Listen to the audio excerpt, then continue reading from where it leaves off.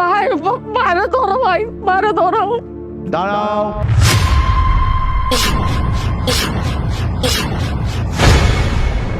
এই লাশের গায়ে হাত দেওয়া যাবে না। চাচা মিয়া, আমার ভাইয়ের মরার খবর শুনে আপনি আসছেন, খুশি হয়েছি, কিন্তু এইটা আপনি কি কইলেন?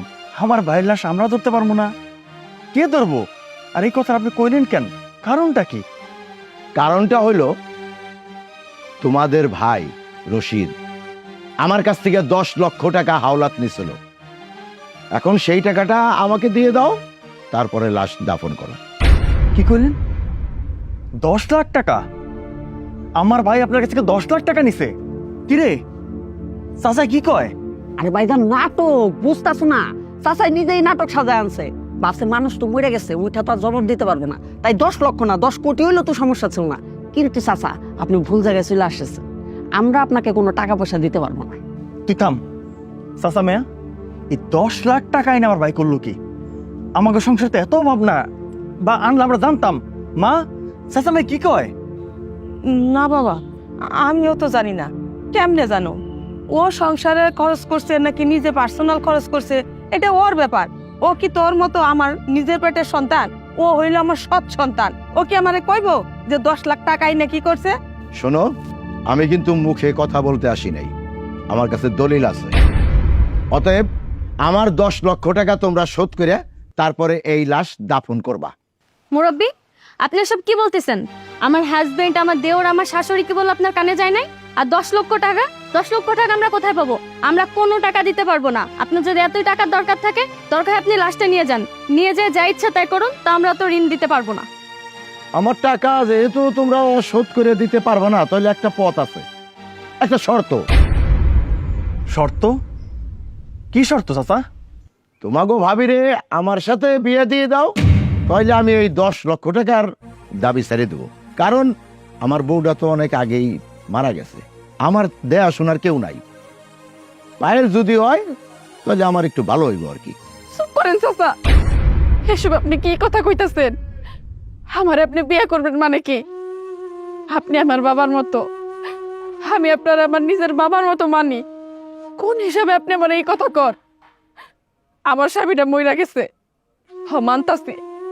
হয়তো বা আমার স্বামী আপনার কাছ থেকে 10 লাখ টাকা আনছে, কিন্তু উনি তো মইরা গেছে। আমাকে ওই সামর্থ্য নাই যে 10 লাখ টাকা আপনারা পরিশোধ করে দিব এই মুহূর্তে। আপনি তো জানেন আমার একটা মাইয়া আছে, ওর বাবাটা মইরা গেছে। আমার মায়ের ভবিষ্যতের কি হইব সেটাই তো আমি জানি না। আপনার 10 লাখ টাকা আমি এখন কেমনে শোধ করবো? আর আপনি আমার বাবার বয়সী মানুষে আমার বিয়ের কথা কইতাছেন, এই কথাটা কইতে আপনার মুখে বাঁধলো না? আরে ভবিষ্যৎ তো করে দিব চাচা। চাচাই তোমার ভাবি বিয়ে করলে তোমার ভবিষ্যৎটা একবারে জলজন্ত উজ্জ্বল ভবিষ্যৎ। চাচা আমরা রাজি, কাজী ডাকতেছি, আপনি ভাবির বিয়ে করে চলে যান, তাও 5 লাখ টাকা চাই না। দাঁড়ান, আমার বাবার ঋণ আমি পরিশোধ করব, কারো পরিশোধ করতে হবে না।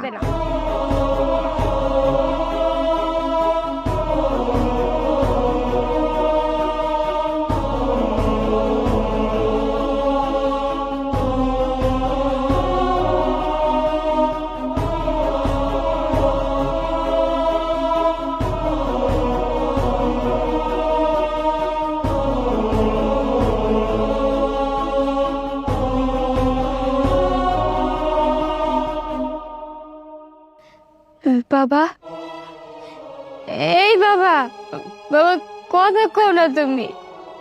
দেখো আমি আইছি, এই জন্মের পর থেকে তোমার এই মুখটা দেখে বড় হইছি। বাবা তোমার ওই মুখটা দিয়ে আমার একটাবার ডাক দেও না, একটাবার কও মাফসানা, কও না বাবা, তুমি কথা কও না কেন? কও। ও মা, আমার বাজান কথা কয় না কেন? কও যে আমি স্কুল থেকে আইছি, আমার বাজান জানি আমার একটু ডাক দে। কও না একটু বোঝায়া যে আমি আইছি, আমার একটাবার ডাক দিতে কও না মা। আরে মা, তোর বাবা আর কথা কইব না। তোর বাবা আমার তোর রেখা অনেক দূরে চলে গেছে, আর কোনোদিন আইব না। আজকের পর থেকে স্কুল থেকে আসার পর তোর বাবা এই দেও কইব না। আচ্ছা না, চল আমরা সবাই মিলে একসাথে বসে খাবার খামো, কেউ তোরে বাইরে ঘুরতে নিয়ে যাইবো না। আজকের পর থেকে তুই আর আমি একা হয়ে গেছি, অসহায় হয়ে গেছি। আমাকে এই দুনিয়াতে আর কেউ নাই। তোর বাবা আমাকে রাইখা অনেক দূরে চলে গেছে।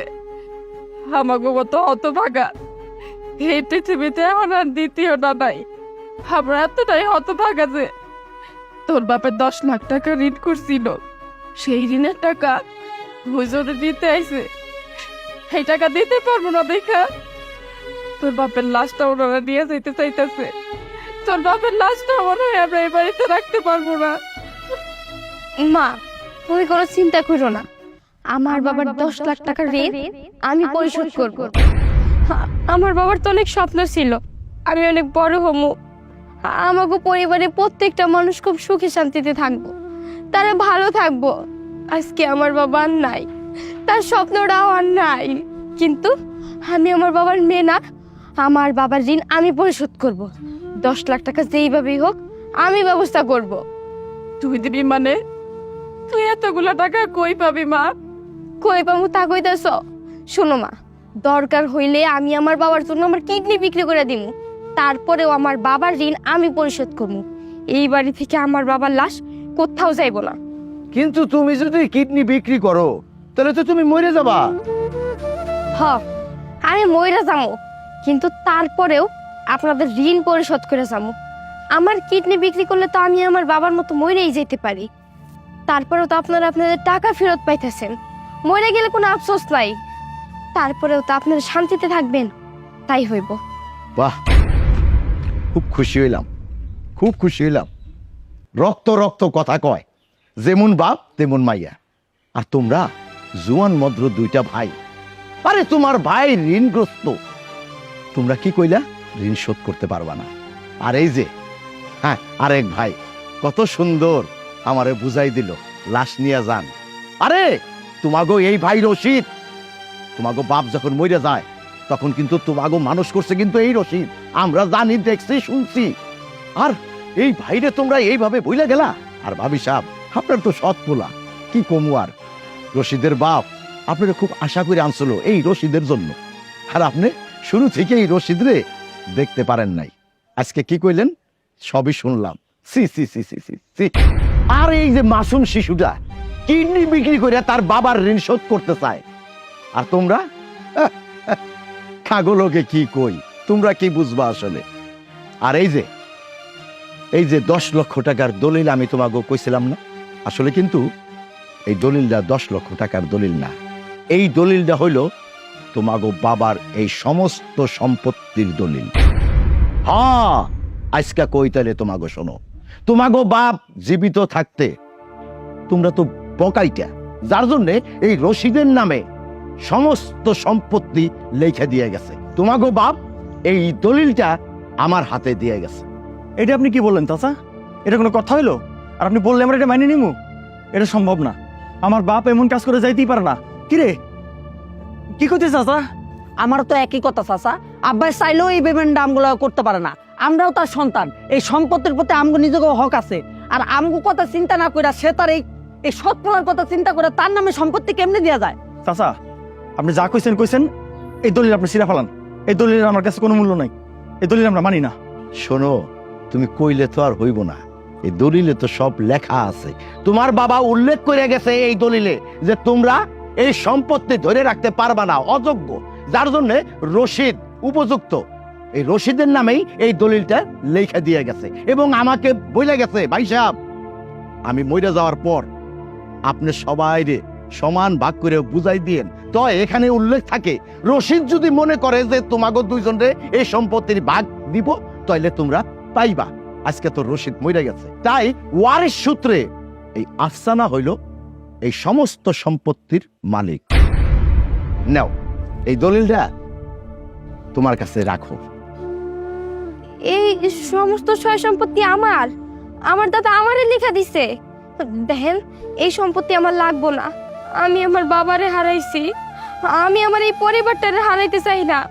যতই হোক তারা আমার আপনজন, আমার ছোট বাবা এখন সে আমার বাবা। আমি আমার নিজের বাবারে হারাইছি, আর কেউ হারাইতে চাই না। এই সম্পত্তির কথা কইতাছেন না, এর আমার লাগবো না, এর আপনি নিয়ে যান। রাখো তোমার কাছে। এই মিয়ারা, দেখো, শোনো, বোঝো, শিক্ষা নাও, একটা শিশুর কাছ থেকে শিক্ষা নাও। সি সি সি সি সি সি, আমার তো লজ্জা করতেছে। আরে তোমাগো মতো এরকম নরদম বাইসে থাকাতে মরে যাওয়া অনেক ভালো, বুঝতে পারলা? এই শিশুর কাছে তোমরা শিক্ষা নাও। আফসানা, হায় মা, আমার বুকে মা। তোর বাবা চলে গেল, আমি তো আছি মা। আমাকে সম্পদ লাগবো না, আমাকে জায়গা জমি লাগবো না, তুই আমাকে সম্পদ মা। তুমি আজ থেকে আমি তোর বাবা, আমি তোর খেয়াল রাখবো মা। বৌমা, আমি কিন্তু সম্পূর্ণ এই নাটকটা সাজাইছি তোমাকে উপকারের জন্য। তোমার শ্বশুরের কাছে আমি কথা দিছিলাম যে আমি এই সম্পত্তির দলিল যে প্রাপ্য আমি তার হাতেই দিয়ে দেব, যার জন্য আমি এই নাটকটা সাজাইছি। তুমি কিন্তু আমার উপর রাগ রাখো না। এখন আমি সবকিছু বুঝতে পারছি চাচা। এই জন্য তো কই, যেই চাচা আমার তার নিজের মেয়ের মতো দেখে, আমি তার নিজের বাবার মতো দেখি, সেই চাচা আমার এই ধরনের কথা কেমনে কয়। এখন আমি সবকিছু বুঝতে পারছি চাচা। তবে চাচা, আপনার কাছে আমার একটা অনুরোধ, আপনি নিজে এখানে থাইকা আমার স্বামীর দাফন কাপড়ের ব্যবস্থা করে রেখে যান। আরে অবশ্যই অবশ্যই, রশিদের দাফন হইব না মানে? আরে মিয়ারা দাঁড়াই রয়েছো কেন? লাশ বেশিক্ষণ থাকলে আত্মা কষ্ট পায়, দাফনের কাজটা শুরু করে দিই আমরা। ধরো।